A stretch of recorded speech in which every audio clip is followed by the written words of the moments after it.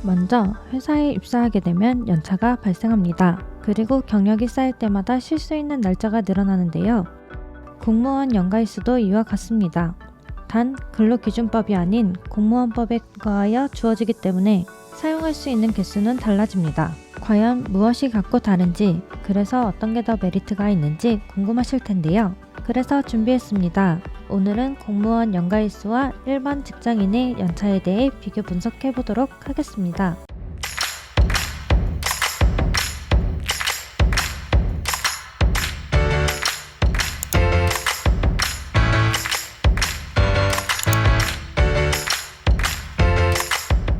들어가기에 앞서 공무원 휴가제도는 크게 연가, 병가, 공가, 특별휴가로 나뉠 수 있습니다. 직업상담은 오늘 이에 대해 순차적으로 심도 있게 다루어 볼 예정입니다. 위의 표는 공무원 연가일수와 직장인 연차를 비교한 지표입니다. 1년 미만 입사자에게는 동일하게 11일의 연차가 주어지는데요. 1년이 경과한 시점부터 격차가 발생합니다. 2년차 직장인은 15일이 주어지는 반면 공무원은 12일만 쉴 수 있기 때문이죠. 무엇 하나가 좋다고 꼽기 어려울 정도로 각 제도의 장단점이 있는데요.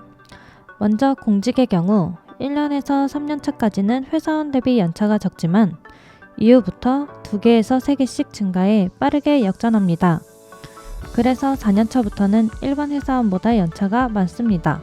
단 최대로 사용할 수 있는 연가일자가 21일로 고정되어 있어 장기 근속에 대한 메리트는 비교적 크지 않다고 볼 수 있습니다. 반대로 일반 직장인의 경우 초반을 제외하고는 천천히 일자가 증가합니다. 대신 느리게 갔지만 결국은 더 멀리 갔던 거북이처럼 결국은 25일까지 보장이 됩니다. 장기 근속할수록 유리하죠.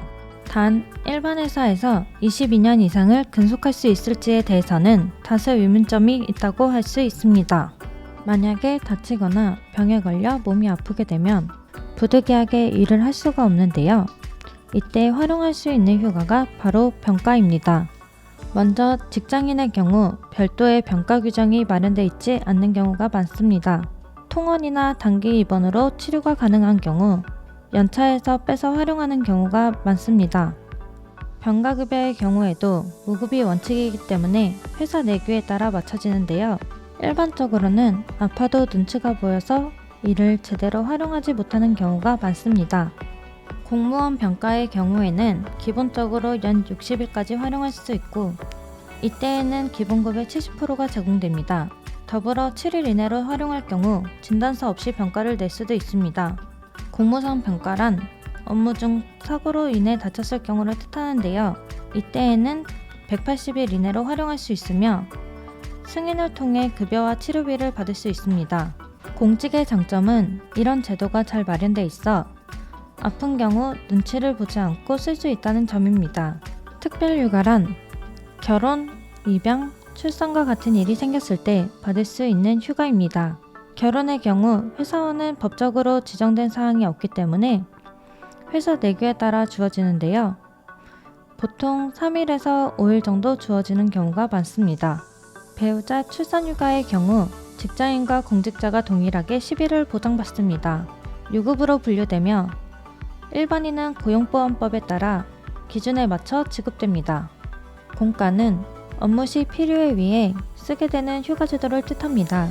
승진시험이나 이외 국가기관에 가야 할 일이 생겼을 경우 활용합니다.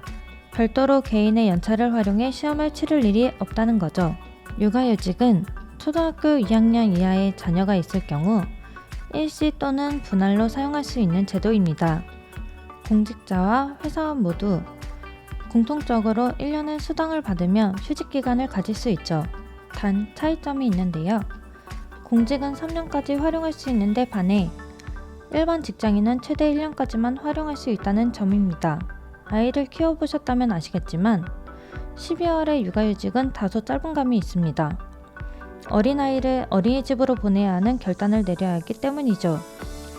이런 면에서 공무원은 오랫동안 충분히 육아를 해도 내 자리가 그대로 보장된다는 점이 큰 메리트라고 할 수 있습니다.